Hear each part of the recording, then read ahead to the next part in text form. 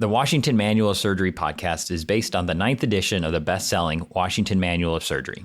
This podcast is meant to condense key topics from our manual into bite-sized episodes for your convenience. Now, on to this installment of the Washington Manual of Surgery podcast. Hello, everyone, and welcome to the Washington Manual of Surgery podcast. We bring you everything you need to know about the high-yield general surgery topics built for your just-in-time learning. On this episode, we are thrilled to have Dr. Adeel Khan. He will review Chapter 18 in the Washington Manual of Surgery that covers the surgical diseases of the biliary tree. Dr. Khan is a transplant surgeon and an hepatopancreatobiliary surgeon who is a professor of surgery at Washington University in St. Louis. Dr. Khan, welcome. Thank you. Thank you, Usman, for having me. My name is Usman Panni, and I am a third-year general surgery resident and will be your host for this episode. In today's episode, we will primarily be discussing benign biliary diseases such as cholelithiasis, acute cholecystitis, cholelithiasis, and acute cholangitis. The discussion today will be important because benign biliary diseases are some of the most common pathologies that surgical residents evaluate and manage throughout their residency training. Cholelithiasis is prevalent in around 10 to 15% of the population. The risk factors include age, female gender, pregnancy, lifestyle factors like obesity and rapid weight loss, comorbid conditions like dyslipidemia, diabetes mellitus, and hyperbilirubinemia. In majority of the cases, the patients remain asymptomatic and are usually diagnosed after these gallstones are incidentally noted on imaging. The asymptomatic patients can be managed non-operatively with observation. However, approximately 1 to 3% of these patients will go on to develop symptoms and will require surgical management. To guide our discussion today, we will be using one such case of a patient with symptomatic cholelithiasis. So, Dr. Khan, a 45-year-old female with a BMI of 35 presents to the clinic, and with intermittent right upper quadrant pain after meals. What are some of the things you would like to know about her history and physical exam, and are there any imaging studies that you would like to obtain for workup? I'll start off by asking about her symptoms, whether she has any pain at the present time or if she's asymptomatic. And I'll also ask about the frequency of symptoms. How often does she get the symptoms? How long do they last? Are there any exacerbating or alleviating factors, any relationship to meals? And if she is totally normal in between attacks. And on the physical exam, would you anticipate any findings? On exam, either look for fevers or any other abnormality in the vital signs. See if she's jaundiced, and that's something I would ask in the history too. If you notice any change in the color of the eyes or urine, and I would kind of confirm that on exam. And then, moving on to the abdominal exam, I would assess for any tenderness, specifically tenderness in the right upper quadrant or epigastric area, and do what we call a Murphy's sign, which is, gently palpate the abdomen and push in and then ask them to take a deep breath. And that's more looking for any signs of cholecystitis. The theory is that if there's an inflamed gallbladder and if the patient takes a deep breath, the diaphragm and the liver move down, and the inflamed gallbladder should hit your fingers, which should cause pain. And if that is elicited, then that's a pretty sensitive test for acute cholecystitis. Perfect, thank you. For the lab workup, the plan would be to obtain CBC and potentially liver function tests, which in a clinical patient will be normal if they're not having any other signs of acute cholecystitis. For the imaging studies, Dr. Khan, which imaging studies would you like? Usually in patients that we are suspecting biliary colic or a cholecystitis-like picture, often the first test that we obtain is a right upper quadrant ultrasound, specifically looking at the gallbladder and the biliary tree. Okay.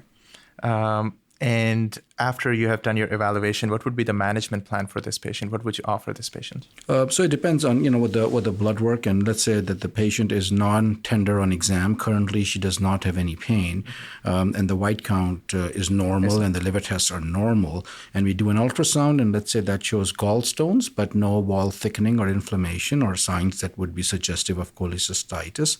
Then, our working diagnosis would probably be that this is biliary colic, especially if you see stones. And we would recommend, given her relatively young age and the frequency of symptoms, is to undergo an elective cholecystectomy. This should be done minimally invasively, either laparoscopically or robotically even. Perfect. So we scheduled this patient for an elective laparoscopic cholecystectomy in around 3 weeks' time. The patient agrees with the plan and goes home. 2 weeks later, you get a call that the patient has come to the ED with severe non-remitting right upper quadrant pain that began around 24 hours ago after she had a large fatty meal. She is febrile to 101 degrees Fahrenheit at that time. How would the exam findings, and I know you briefly touched on that with the Murphy's sign, but how would the exam findings and management be different in this presentation? Yeah, so given the history and the progression of symptoms, like we discussed, I'd be concerned that now she's developed acute cholecystitis. So I specifically will look for fever and any tachycardia or hypotension on the vital signs. Just get a look at the appearance of what she looks like, and then focusing on the abdominal exam, and again try to see if she's tender in the right upper quadrant or epigastric area. Sometimes you can have a palpable mass even that's tender. We talked a little bit about Murphy's sign, so I'll try to elicit that. And in most patients, if they have acute cholecystitis with an inflamed gallbladder, the test will be positive. If there's, again, repeating the blood work, specifically looking for white count, which would be elevated in most patients with cholecystitis, looking for any liver test abnormalities. With severe acute cholecystitis, there can be slight elevation in liver tests, specifically AST and ALT and a little bit of bilirubin. If they're too elevated, then cholelithiasis or cholangitis will also come in the differential diagnosis. And after that, I would get probably an imaging study, right upper quadrant ultrasound, or a contrast-enhanced CT scan if possible. So for the listeners, the right upper quadrant ultrasound for a patient with acute cholecystitis will show gallbladder wall thickening, pericholcystic fluid, gallstones, and possibly sludge. There's also something called a sonographic Murphy's sign, where the ultrasound probe can be used to elicit the pain, and the ultrasound technicians will perform that, and they will make a note of that in their report. You can also perform CT scan to help rule out other etiologies. Dr. Khan, if the ultrasound is negative, is there any utility for any other imaging modalities like a high-def scan? Yep. So, if the diagnosis is unclear, but we still suspect, biliary colic or cholecystitis, then definitely a high-def scan is something that can be considered. So, the high-def scan essentially is, a radionuclide is injected through a peripheral IV, and then the contractility and the visualization of the gallbladder is checked. If the gallbladder does not light up at all, then often that suggests that the cystic duct is blocked, and that would fit in with cholecystitis. If the gallbladder does light up, then usually the cystic duct is patent, and then we can check for the functional nature of the gallbladder. In other words, look at the ejection fraction, because gallstones are a mechanical problem with the gallbladder, but biliary dyskinesia is a disorder that's more functional. And if the gallbladder contractility is significantly reduced, then that can be investigated as a potential cause for a patient's symptoms. Now, coming to diagnosis, I know most of the things that contribute to that diagnosis of acute cholecystitis are clinical and based on imaging. But there is something called the Tokyo Guidelines classification, just dividing the acute cholecystitis into severity of different types. Can you briefly touch on that, and what are the components of that Tokyo Guidelines diagnosis criteria? Yeah, so Tokyo Guidelines is a criteria that can be used to diagnose, not just diagnose, but also characterize the severity of cholecystitis. It relies on checking for local signs of inflammation, such as right upper quadrant pain, if there's a palpable mass, tenderness, Murphy's sign, but also on systemic signs of infection or inflammation, such as fever, C-reactive protein, white count. And then there is a grading system, right? So if the diagnosis is suspected, if there is if the patient meets criteria, one or more criteria from A and one or more from either B or C, and if they have one from each category, or one criteria from A and one from B and one from C, then the diagnosis of cholecystitis is definitively confirmed. And if you look at the different grades, so if you grade 3 or more severe acute cholecystitis with at least one organ system dysfunction, you can have altered mental status or hypotension requiring pressors, respiratory dysfunction, or creatinine greater than 2, oliguria or INR that's elevated. Low platelet counts are again something that would suggest a systemic dysfunction. White count that's elevated more than 18,000. Palpable tender mass in the right upper quadrant, especially if it's more than 72-hour duration of symptoms and pain. And those are all things that fit in the category for grade 3 or severe cholecystitis, as opposed to grade 1 or grade 2, which do not have any signs of organ systemic dysfunction and much milder symptoms.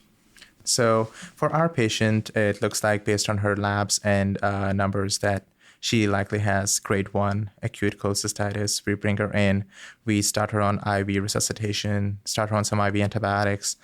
What would be the next step in terms of her definitive management? Would she be a good candidate for surgical intervention at this time? Yeah, so this patient sounds, she's relatively young and otherwise healthy. She's had a relatively short duration of symptoms, a fairly characteristic clinical history with biliary colic and then acute cholecystitis. She also has blood work and radiographic findings that confirm the diagnosis. So I think we can be pretty confident in the diagnosis of acute cholecystitis. I think in addition to making her NPO and IV hydration and IV fluids, the next step would definitely be to assess her for an urgent cholecystectomy. If you could please go over the steps briefly for a laparoscopic cholecystectomy and possible bailout procedures that we have on offer. Of course, the standard of care at this current time is a minimally invasive cholecystectomy, which can be done either laparoscopically or robotically. The technique is pretty similar because it's important to perform a safe cholecystectomy. Initial access is obtained, usually in the periumbilical area, and then you can put 2 or 3 additional ports. The first step is to, inspect the abdomen, like with any surgery, make sure there's nothing else going on, make sure the liver looks normal. If the gallbladder, one would expect it to be inflamed. Try to grasp the fundus and reflect the gallbladder, usually upwards and outwards towards the right shoulder. And what that does is that it pulls the area of the cystic duct and the artery away from the porta hepatis, so it can spread open that space, make visualization of critical structures easier. Sometimes the gallbladder is too tense to grasp, and it can be decompressed to facilitate that. And then we usually proceed with dissection in the hilum or the area of the neck of the gallbladder. We incise the peritoneum as the first step over the gallbladder neck and extend this anteriorly and posteriorly, which opens up the space further, and try to see if we can see a cystic duct and cystic artery. Circumferentially control those structures and then try to obtain a critical view of safety. That's probably a very important term to remember in relation with this operation. And what that means is that we should, at the end of the dissection, before we take any of the structures, we should be able to very clearly see the area of the gallbladder neck and only 2 structures, the cystic duct and the cystic artery, in that area, and no other duct-like structures. Sometimes you have to take the gallbladder partly off the gallbladder fossa in the liver to further open up that space so that you can get a perfect view of the structures, and that's the bare minimum that we have to do in order to ensure safe progression of cholecystectomy. All right. So for the listeners, one of the useful resources is SAGE's Safe Cholecystectomy Guidelines, which are available online and will be added in the show notes, which summarize all of these instructions as to how to safely perform a laparoscopic cholecystectomy. Now, taking this discussion further, Dr. Khan, so let's say you're not able to safely obtain critical view of safety. You're not able to distinguish between like the cystic duct compared to common bile duct, which can happen in the setting of chronic inflammation. What are the certain bailout procedures that are at offer in that stage? So it's not too uncommon to be in a situation where things are a little bit more inflamed than expected, and it's hard to make sense. And everybody's experience is a little different, and sometimes surgeons are in places where they have limited resources. So I think, the important thing to remember is that when we take care of the patient, it's done to the best of our abilities in a safe way, because that is always the number one priority, and that we should be aware of our limitations. So when encountered in that situation where things don't make sense, I think one of the options, you can call in a senior partner to help and take to give you another opinion. If things are really looking bad, you can always consider just stopping, leaving a drain in and sending a patient to a tertiary center.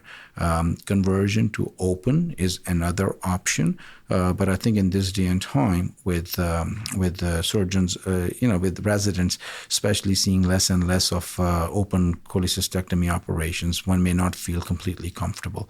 And if that's the case, then there's no then one should not convert.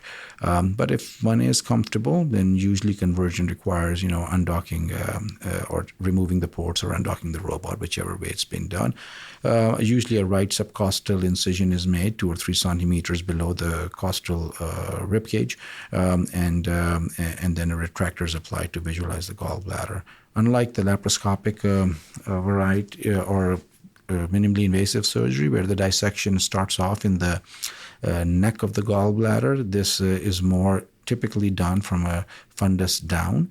So you incise the peritoneum and carefully take the gallbladder off the gallbladder fossa. I think one of the common pitfalls one has to be wary of is not to follow the plane of the liver as you come down to the neck of the gallbladder. There you have to incise the peritoneum over the neck in order to expose the cystic duct in the artery. And often that's enough to get the view and do a critical view of safety before dividing the structures. I think that, even if one is still laparoscopic, I think the other bailout options to know are, and these can be valid open as well, or subtotal cholecystectomy. And that is that instead of trying to dissect out in the area of the neck of the gallbladder and to dissect out the cystic duct in the artery, if it's really inflamed, you can just open up the gallbladder.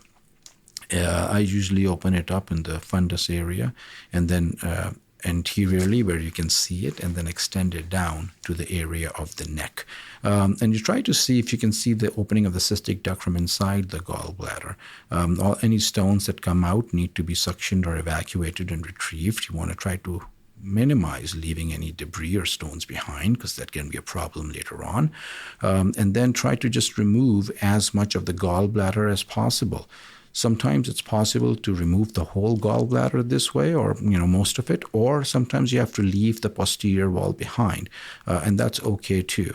And usually we just leave a little cuff of gallbladder around the cystic duct area. Now this can be, subtotal cholecystectomy can either be what we call fenestrating or non-fenestrating, and what that refers to is whether you close the cystic duct or not.